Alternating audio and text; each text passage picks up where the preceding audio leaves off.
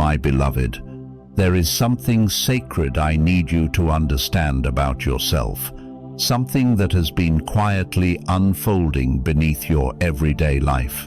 I have seen the way you navigate this world, not from afar, but from the deepest place where your story first began. Before any voice tried to define you, or any label was placed upon your name, I have watched you learn how to shrink, not in a loud or obvious way, but in subtle, practiced motions shaped by moments when you felt you had to fit into spaces that were never truly built for you. You learned to soften your presence, to step lightly, to adjust your voice to match the expectations around you.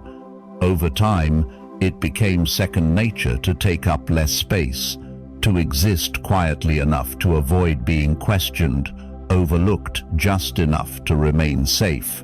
And yet, even in those moments when you felt unseen, you were never invisible. You were simply unaware of how deeply you were already seen. Before the world ever spoke your name, I already did. As it is written, "Before I formed you in the womb, I knew you." Jeremiah 1-5. I spoke your identity with intention, not as something ordinary or replaceable, but as something entirely unique, crafted with purpose and meaning that has never been duplicated and never will be. The name I whispered over you carries the truth of who you are, beyond what the world has tried to shape you into, and I have never stopped speaking it. Even in the rooms where you felt too small, even in the noise that drowned out your confidence, my voice has remained steady, calling you back to yourself, reminding you of the fullness you were created to carry. What I offer you now is not just comfort, but recognition, deep, personal, undeniable recognition. I see you, not as one among many, but as you, the real you, the one carrying untold stories, quiet struggles, hidden hopes, and a resilience that has kept you moving forward even when you felt unseen. There is a longing inside you, and you know it well. Not a desire for applause or approval, but a deeper hunger to be truly known, to be understood without having to explain, to be seen fully and still chosen. Hear this clearly. You are known and you are chosen. You are a chosen people, a royal priesthood, a holy nation, God's special possession. 1 Peter 2-9. Right now, as you hear these words, something is awakening in you. This is your moment to respond. If you feel this truth stirring in your spirit, I invite you to declare it boldly. Type Amen in the comments below as a sign of your acceptance, a simple yet powerful step of saying yes to who you were always meant to be. And if this message speaks to your heart, support this space by liking, sharing, and subscribing, so more people can be reminded of their worth and identity. To those who have already been engaging, commenting, and lifting their voices in faith, thank you. Even if we cannot respond to each message, know this: your journey matters, and it is seen. Stay with me until the end, because there is a prayer waiting for you, a prayer for strength and grace designed specifically for this moment in your life. It will meet you right where you are. This is not the end of your story. This is the moment you begin to step into it fully. The world you are living in has grown impossibly loud, and not just in the way of sound, but in the way it presses in on your attention from every direction at once. You feel it, even if you have never named it. Every screen, every notification, every passing image carries with it a quiet demand, asking you to notice, to react, to care.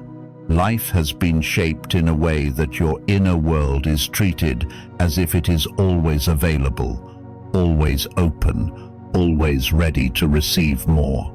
And slowly, almost without realizing it, something within you has grown tired.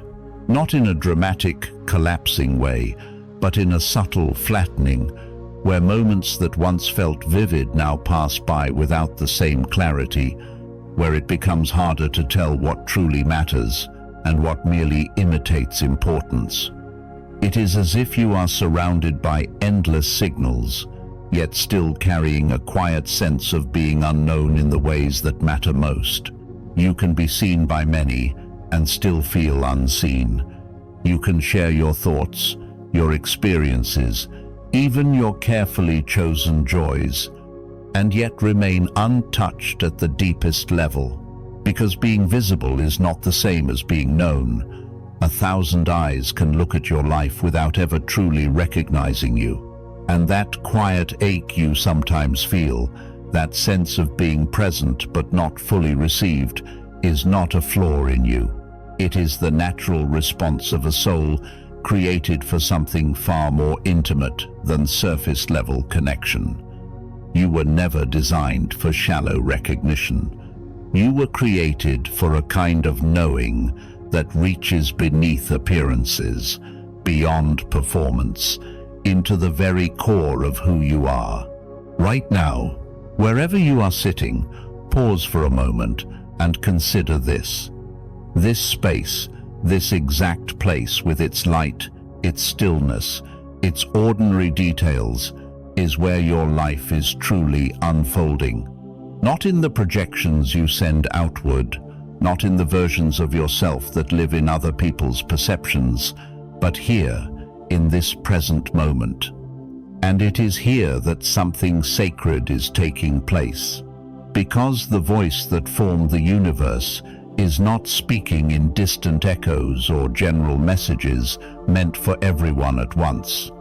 It is speaking here, into the reality of your life as it is right now. As it says in Psalm 139:1, "O Lord, you have searched me and known me, not partially, not occasionally, but fully and continuously." Before anything in your life began to take shape, before your story unfolded in ways you could remember, there was already a knowing of you that ran deeper than anything physical, deeper than circumstance. In Isaiah 49:16, it says, "See, I have engraved you on the palms of my hands." This is not the language of distance. It is the language of closeness, of intentional remembrance, of a connection that cannot be erased. Your existence was not an afterthought. It was spoken with clarity and purpose long before the world ever had a chance to interpret you. Think about the story of Hagar in the wilderness, a woman who found herself alone, unseen, and cast aside. In that desolate place, she encountered God and gave him a name, El Roi, the God who sees me, Genesis 16:13. Not the God who notices from afar, but the God who sees deeply, personally, and with understanding. Her circumstances did not change instantly, but something within her did. She realized she had never truly been alone. The same is true for you. Even in the spaces you have kept hidden, even in the parts of your life you have struggled to fully face, you have been seen with a kind of compassion that does not turn away. There are places inside you that no one else has entered, thoughts you never voiced, questions you never fully formed, moments of doubt or longing that remained quietly contained. Some of those places stayed closed because there was no opportunity to share them. Others remained hidden because you were not sure they would be received with care. But none of those places have been empty. Every one of them has been known, and not with judgment, not with a need to correct or measure, but with a steady, patient understanding that holds all of who you are together. This kind of knowing changes something fundamental. It means you are not living your life under constant condemnation, as if every step is being weighed against a standard you must somehow meet. It means you are not being observed for the purpose of being corrected into worthiness. Instead, you are already held within a relationship that began before you could earn it and continues without requiring you to perform for it. Zephaniah 3:17 speaks of this beautifully. The Lord your God is with you, the mighty warrior who saves. He will take great delight in you. In his love he will no longer rebuke you, but will rejoice over you with singing. Imagine that for a moment. Not a distant approval, but a delight that is active, present, and full of life. To be known in this way is to experience a kind of rest that does not depend on circumstances. It is the quiet release of realizing you do not have to prove your value or hide your imperfections. It is the freedom of being fully seen and still fully loved.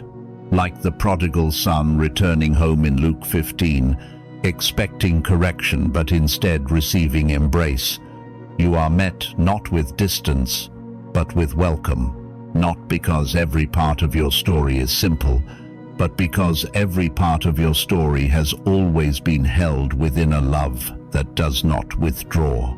And so, here you are, in the middle of an ordinary moment that is not ordinary at all, because this is where truth is gently finding its way back to you. Beneath the noise, beyond the endless distractions, there is a voice that has never stopped speaking your worth, never stopped calling you by a name that reflects who you truly are. And in learning to hear that voice again, you begin to recover something the world could never give you in the first place. The deep, steady assurance that you are known, completely and without condition, and that in that knowing, you are already home. There is something steady, unshaken, and deeply comforting that you may not have fully allowed yourself to rest in yet. The one who knows you completely has never stepped back, never hesitated, never revised his view of you after seeing more. There has been no moment where new information caused him to reconsider your worth, no hidden detail that made him withdraw. Instead, there has only been a continuous choosing, a constant calling, a presence that has remained close through every chapter of your life. Jesus Christ is the same yesterday and today and forever. Hebrews 13:8. That constancy is not distant. It is personal.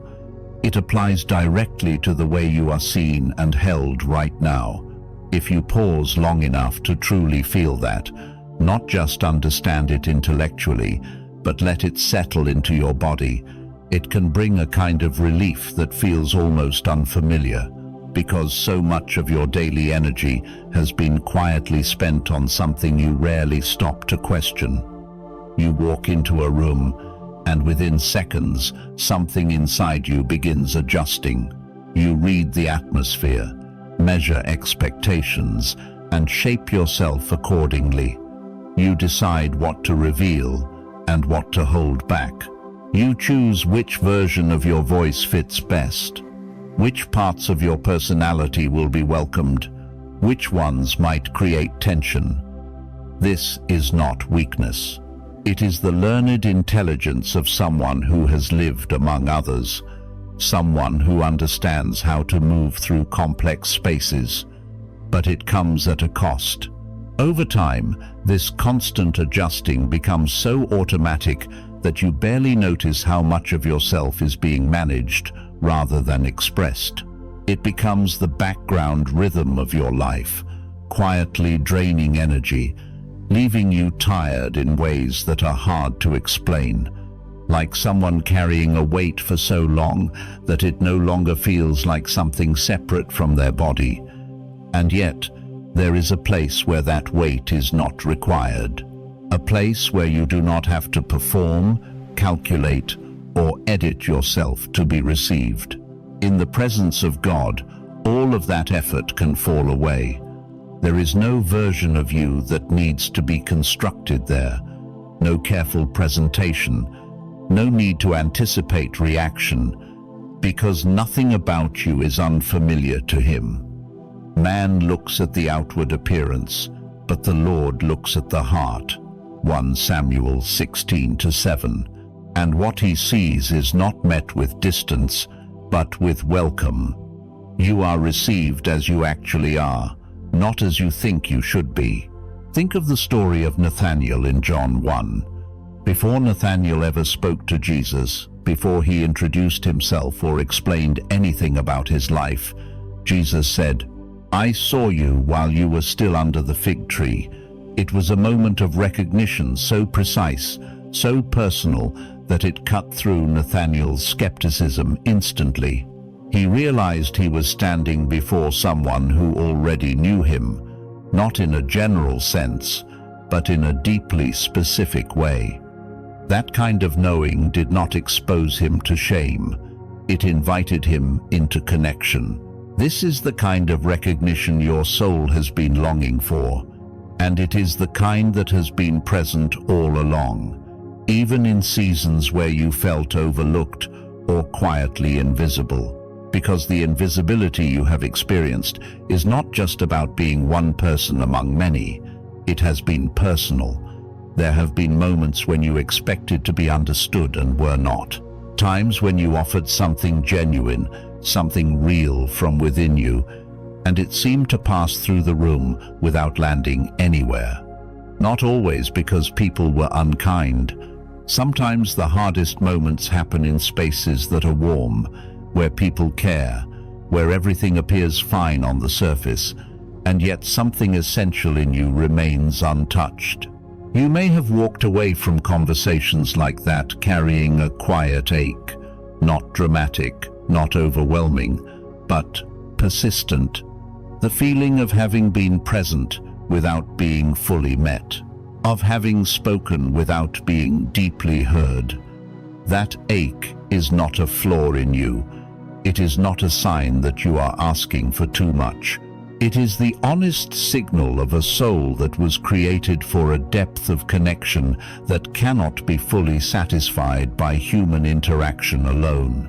Even the most loving relationships, as meaningful and beautiful as they are, have limits.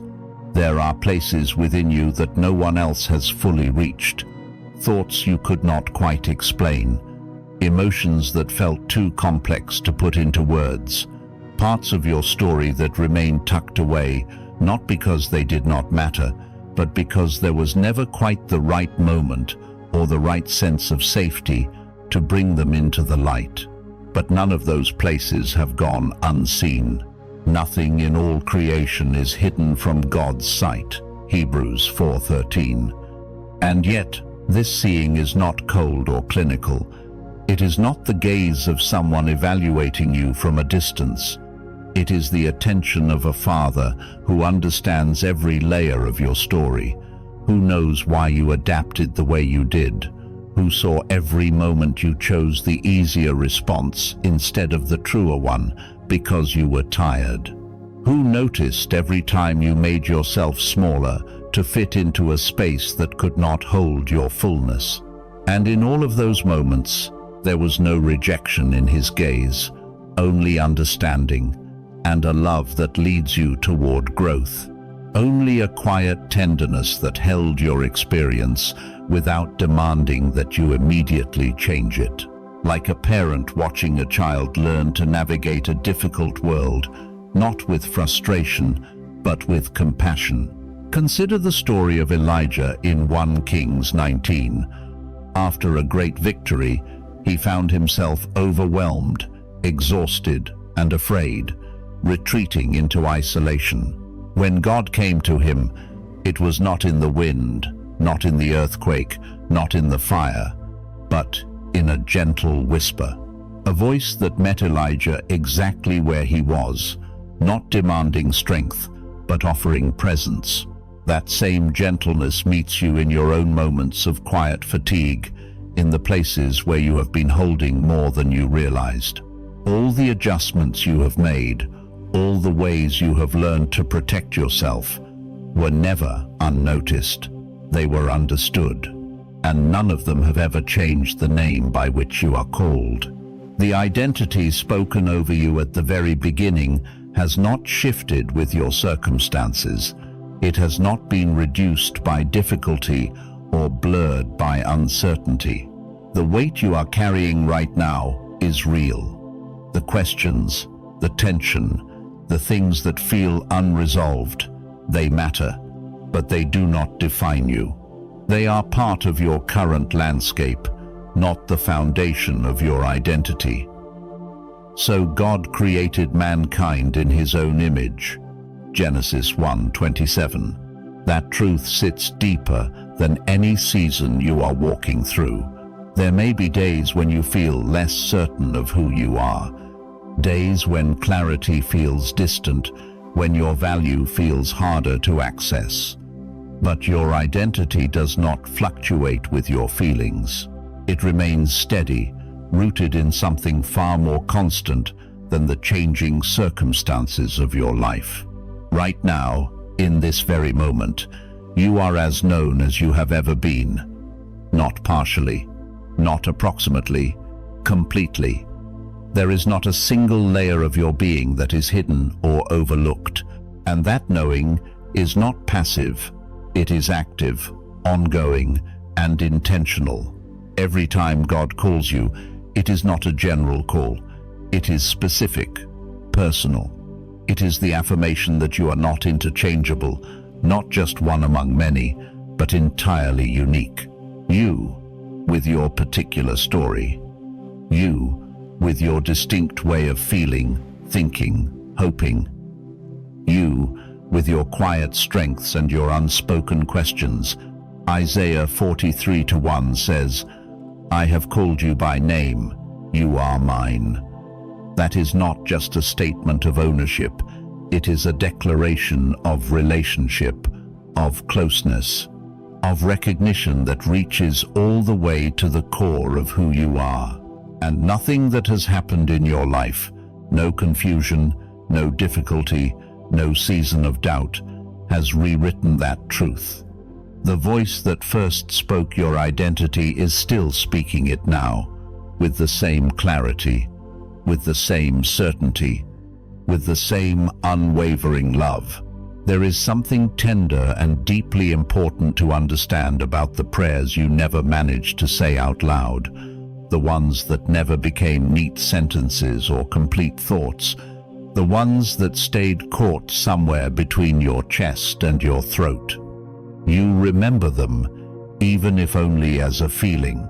Those moments when the day finally quieted, when the distractions faded just enough for something heavier to rise to the surface, and all you could do was sit with it. No clear request, no structured words, just a pressure, an ache, a kind of inner sound that didn't translate into language. Those were prayers, even if you didn't call them that. Scripture speaks to this in a way that is almost startling in its intimacy. The Spirit himself intercedes for us through wordless groans, Romans 8:26. That means the absence of words was never a barrier. The confusion you felt, the contradiction, the moments when you didn't even know what you were asking for, none of it disqualified those prayers. In fact, those were often the most honest ones, because they came from the parts of you that weren't trying to explain, impress, or organize anything. They came from the places where you were simply real. Think about Hannah in 1 Samuel 1. She stood in the temple, her lips moving but no sound coming out. To the outside observer, it looked strange, even inappropriate. But what was happening inside her was so raw, so personal, that it could not be contained in audible speech. And God received it fully, not partially, not with confusion, but with complete understanding. Your silent prayers have been received in the same way, every one of them. Those late-night moments when something in you reached out without knowing how to form the reach, they were not lost. They did not dissolve into emptiness. Psalm 56:8 says, "You keep track of all my sorrows. You have collected all my tears in your bottle." That is not poetic exaggeration. It is a way of saying that nothing about your inner life has gone unnoticed. Every tear, every unspoken cry, every fragile attempt to connect has been seen with precision and care. What those prayers revealed was not just what you were going through, but who you are beneath everything you manage during the day. Because during the day, you hold things together. You organize yourself. You respond appropriately. You keep moving. But in those quieter moments, the parts of you that don't perform begin to surface. And those are the parts that matter most in this conversation. Not the version of you that knows how to function, but the version that feels deeply, that carries questions, that sometimes doubts whether it is worthy of being heard at all. That is the person being addressed right now. The one who wondered in the stillness if anyone was really listening. The one who questioned whether those fragile, incomplete expressions were reaching anything beyond the silence. That question makes sense. Silence can feel like absence. It can feel like nothing is happening. But silence is not always empty. Sometimes it is the space where attention is most focused. Consider the story of the young boy Samuel in 1 Samuel 3. He heard a voice calling him in the night, but did not recognize it at first. It took time, stillness, and repeated moments before he understood that he was being addressed personally. In a similar way, the quiet you experienced after your prayers was not neglect. It was not distance. It was a different kind of presence, one that does not rush to fill the space with noise, but remains fully engaged, fully attentive, fully aware. Every moment you thought you were alone in your struggle, you were actually being seen with a level of attention that no human being could sustain. Not distracted, not divided, not multitasking, just fully present. Proverbs 15:3 says, "The eyes of the Lord are everywhere, keeping watch on the wicked and the good." But this watching is not surveillance. It is care. It is the focused attention of someone who understands what he is seeing. And what has been seen in you has not led to rejection or distance. It has not resulted in a list of corrections or a shifting standard of acceptance. It has only deepened a response that has always been there. Love. Not a vague or general kind of love, but one that is specific to you. Personal, steady, continuous. There is a story in Luke 7 about a woman who entered a room full of people and began to weep at Jesus' feet. She said nothing at first. Her tears spoke before her words ever could. And instead of misunderstanding her, instead of dismissing her, Jesus recognized exactly what was happening in her heart. He saw her fully, beyond the judgment of everyone else in the room. That is how you have been seen in your own private moments. Not misinterpreted, not overlooked. Understood. The tears you cried when no one else was there were not invisible. They were witnessed completely, and not in a distant or detached way, but with full awareness of what each one cost you. Because crying alone carries a particular weight. It is both release and loneliness at the same time. The relief of letting something out, and the ache of having no one physically present to share that moment with you. Both of those realities were seen and held. There may have been times when you felt like your pain existed in a space where it wasn't fully acknowledged. Even when people around you cared, even when they tried to understand, There are limits to what human attention can reach. Everyone is carrying their own thoughts, their own struggles, their own internal world. And because of that, even the most loving people cannot always see deeply enough. But that does not mean your experience was unwitnessed. It means the deepest level of witnessing was happening somewhere else, quietly, consistently, without interruption.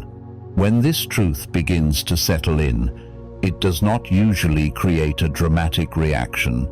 It is something gentler than that, more like a slow release, like finally exhaling after holding your breath for longer than you realized. Something in your body softens. The tension you have been carrying, the subtle sense that you must make your life visible enough to be validated, begins to ease. You may notice small shifts, the way you enter a space, the way you speak, the way you hold your own thoughts. Because when you begin from the place of already being seen, you no longer have to work as hard to prove that you are worth noticing. You are no longer building your identity from the outside in. You are living from something that is already established. Psalm 62:5 says, "Yes, my soul, find rest in God. My hope comes from Him." That rest is not passive. It is a reorientation, a gradual shift away from the effort of constantly managing how you are perceived, and toward the steady awareness that you are already known. This is not about a single moment of change. It is a practice, a returning. Each day, before you step into the expectations, before you adjust yourself to fit the spaces you will enter, there is an opportunity to remember this. You have already been seen, completely, personally, without condition, and as that awareness grows, something else begins to change. The energy you once used to maintain an image starts to become available again. You have more to give, more presence, more honesty, more capacity to connect in ways that feel real rather than constructed. Because when you are no longer striving to be recognized, you are finally free to simply be known.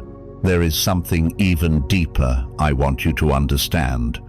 Something that moves beyond simply being known and enters into a place far more intimate. You were not only recognized, you were chosen. And that word, chosen, carries a kind of weight that is easy to misunderstand if you have only ever seen it through the lens of human experience. Because in the world around you, choosing is usually a response. It follows evidence. It depends on performance, on value proven over time, on qualities that can be measured and evaluated. But what has been done in regard to you does not follow that pattern at all. You did not choose me, but I chose you, Jesus said in John 15:16. That statement reshapes everything. It tells you that the origin of this relationship does not begin with your effort, your goodness, or your ability to meet a certain standard. It begins with a decision made freely, intentionally, and without condition. You were chosen not as a type, not as part of a category, not as a general example of something, but as yourself, fully, specifically, deliberately. And this choosing was not confined to a single moment in the distant past, like a decision that has simply been carried forward out of habit. It is alive. It is happening even now. In this exact moment, as you sit here reading or listening, nothing about you has caused that choice to weaken or withdraw. It is not being reconsidered. It is not under review. Lamentations 3:22-23 says, "His mercies never come to an end. They are new every morning." That means the choosing is renewed, not because it needs correction, but because it flows from something unchanging. You may have spent much of your life quietly wondering if you are truly worth this kind of attention, this kind of care. It is a question that sits beneath many thoughts, sometimes unspoken, but deeply felt. But the answer you have been searching for does not come in the form you expect. It is not a reassurance that you have met the criteria. It is something far more freeing than that. The truth is that worthiness is not the system being used here at all. Think about the story of Jacob in Genesis 32. He wrestled through the night, carrying his past, his mistakes, his fears, and yet, at the end of that struggle, he was given a new name, Israel. Not because he had proven himself flawless, but because he had been seen and engaged in the fullness of who he was. His identity was not the result of his perfection. It was spoken into him by the one who had already chosen to remain with him. This is how grace works. Ephesians 2:8 reminds us, "For it is by grace you have been saved, through faith, and this is not from yourselves, it is the gift of God." Grace is not a reward. It is not earned or adjusted based on your behavior. It does not increase when you are at your best or diminish when you struggle. It exists prior to all of that. It surrounds your life from beginning to end. What this means is that nothing in your story has ever had the authority to undo what was decided before your story even began. Your doubts did not cancel it. Your failures did not weaken it.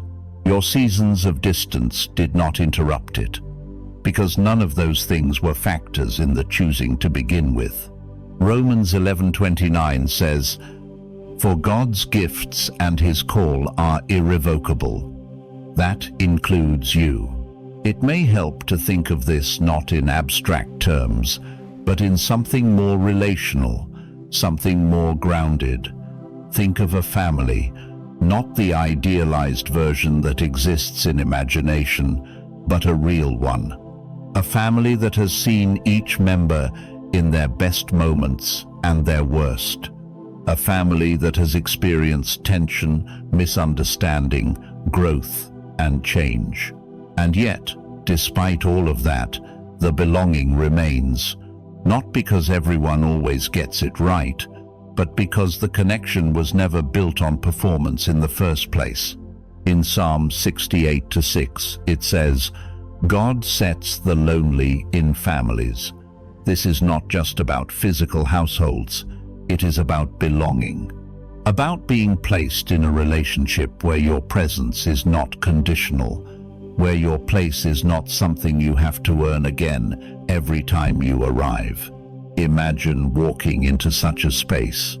You are tired, not at your best, carrying things you have not fully sorted out. And yet, your place is still there. No one has taken it. No one has reassigned it. You do not need to explain your way back into belonging. You are already included. This is the reality you are living in, whether you have fully felt it yet or not. Your place has never been given away. Your identity has never been revoked. 2 Timothy 2:19 says, "The Lord knows those who are his."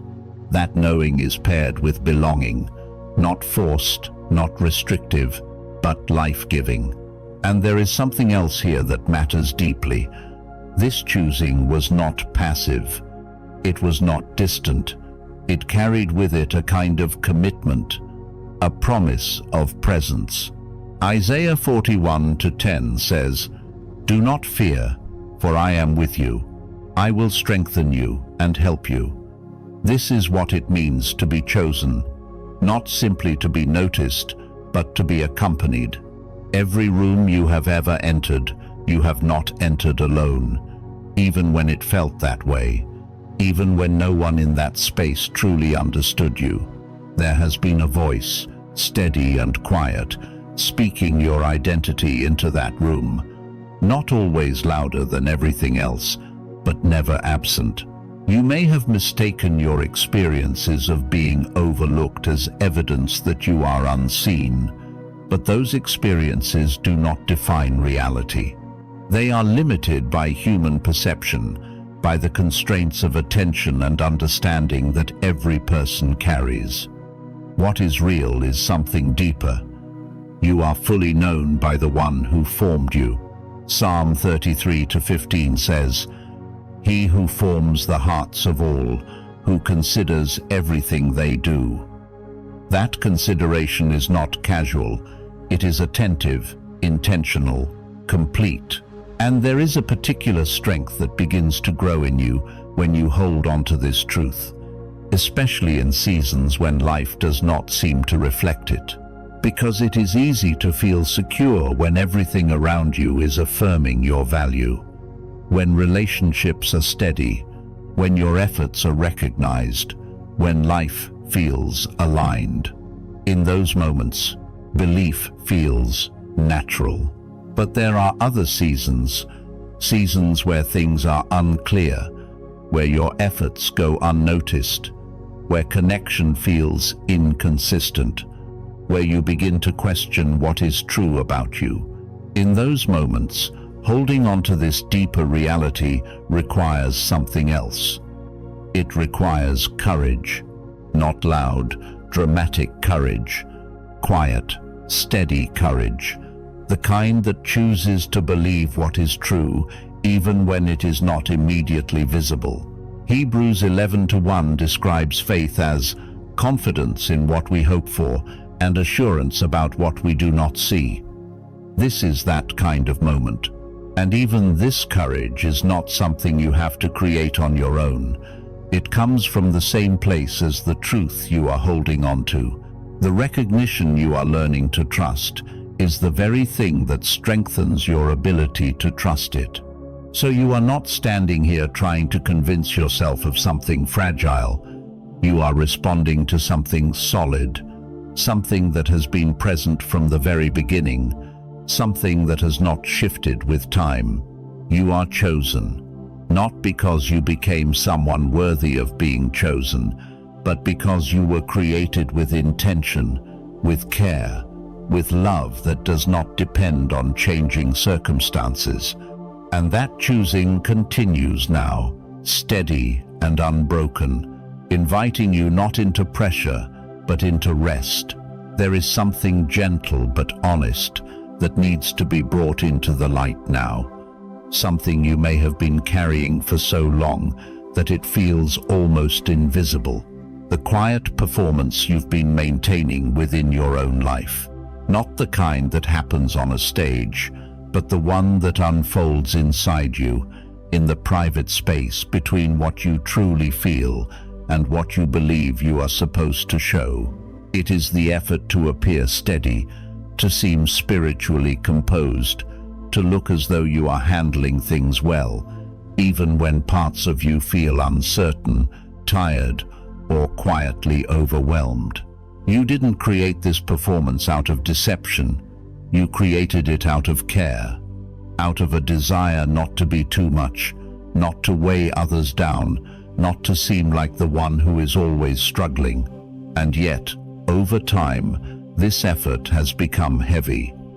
Not in a dramatic way, but in a steady, quiet accumulation. You've learned how to carry it so well that you may not even notice how much energy it takes. But it does take energy. Every adjustment, every filtered response, every moment of holding back what is real in order to present what feels acceptable adds to a kind of internal strain.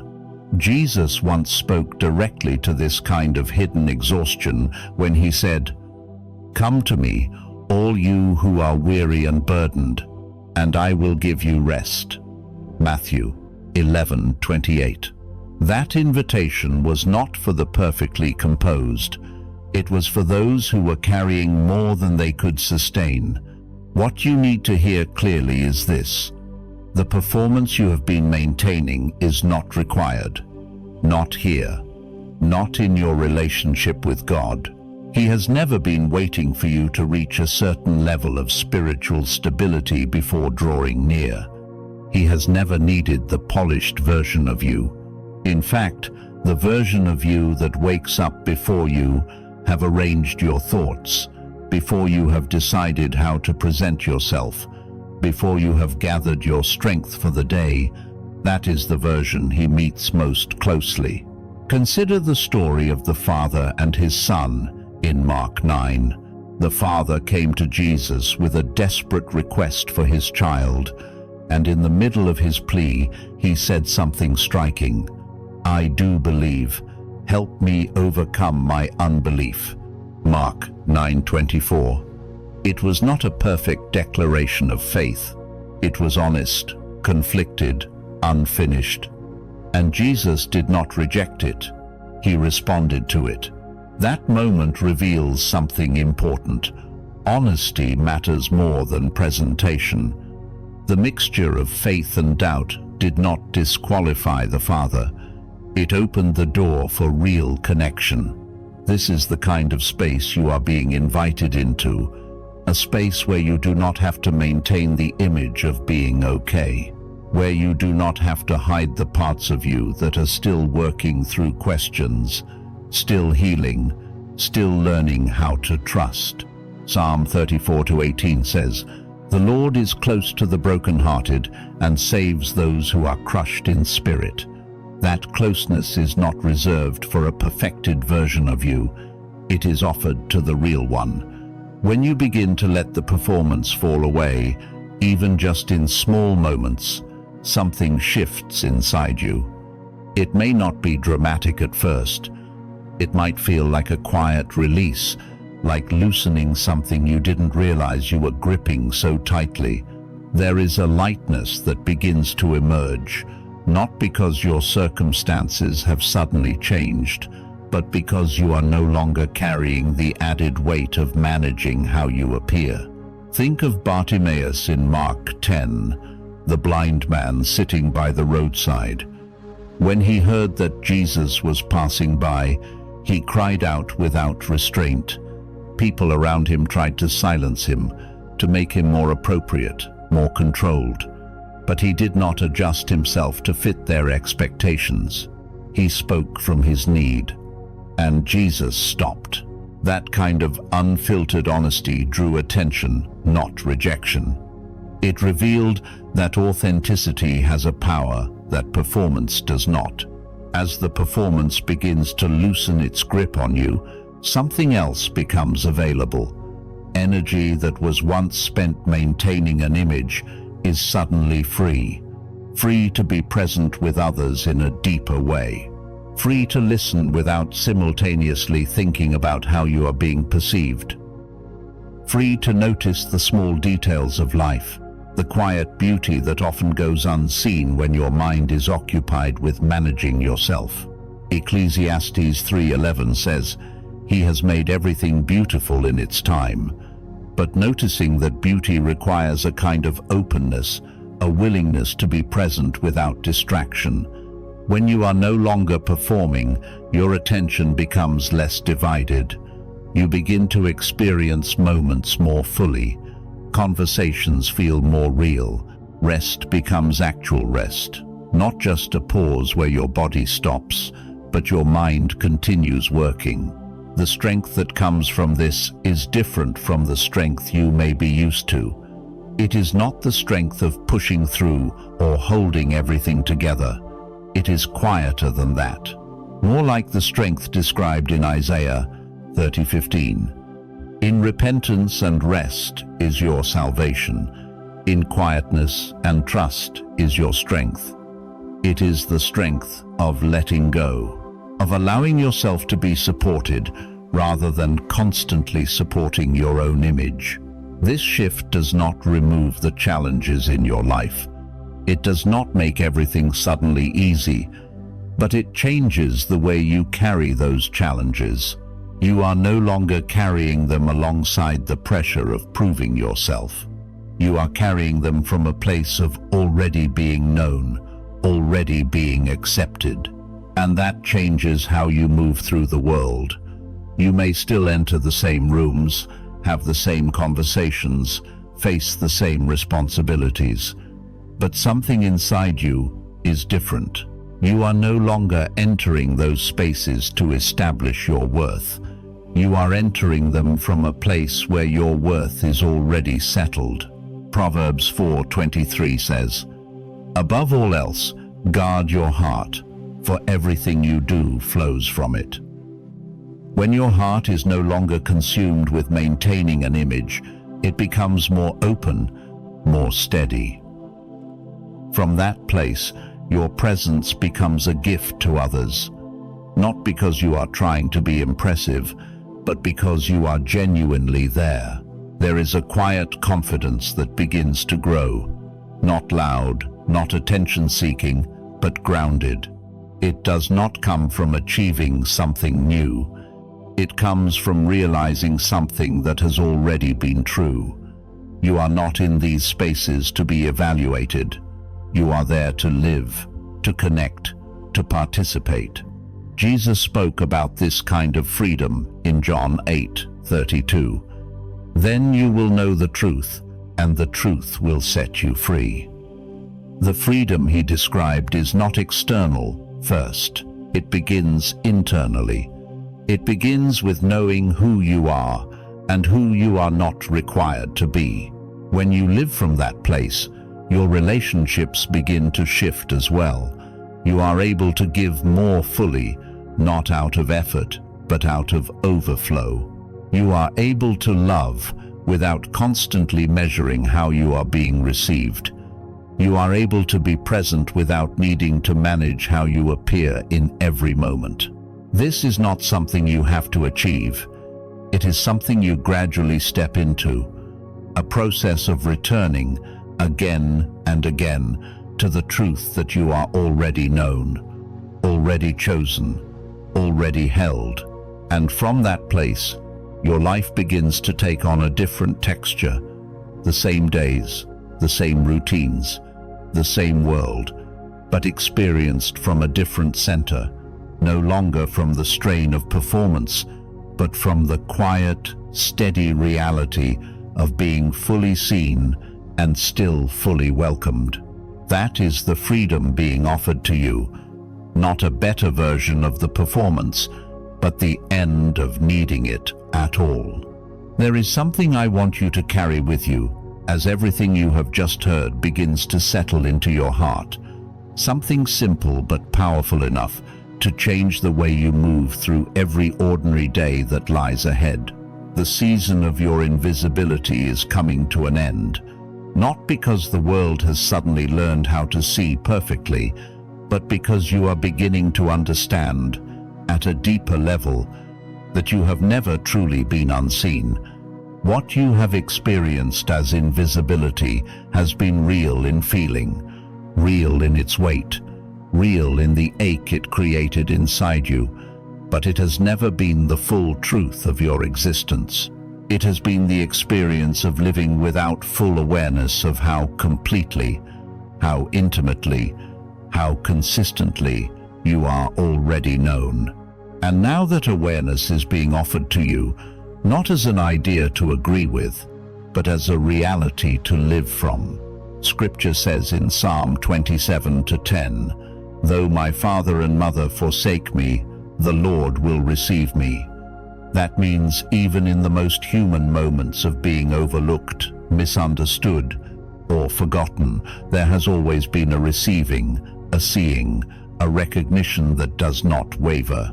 The world will still be what it is, sometimes attentive, sometimes distracted, sometimes warm, sometimes indifferent.